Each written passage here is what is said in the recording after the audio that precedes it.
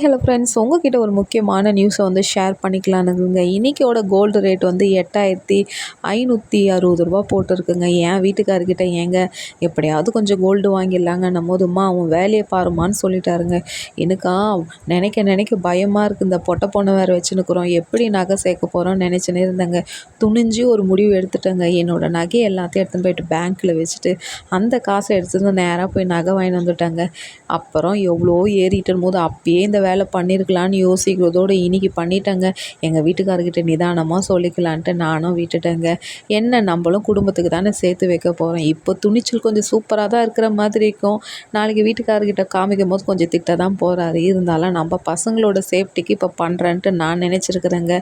இந்த செயல் வந்து கரெக்டாக தப்பான்னு தெரியல, உங்ககிட்ட ஷேர் பண்ணிக்கணும்னு தோணுச்சுங்க. உங்களுக்கு இந்த செயல் பிடிச்சிருந்தால் லைக் பண்ணி சப்போர்ட் பண்ணுங்கள். நீங்களும் இந்த மாதிரி பண்ணால் நாளைக்கு நம்மளோட ஃப்யூச்சருக்கும் நம்ம பசங்களுக்கும் இது ரொம்ப யூஸ்ஃபுல்லாக இருக்கும்ன்ட்டு நான் நினைக்கிறேங்க.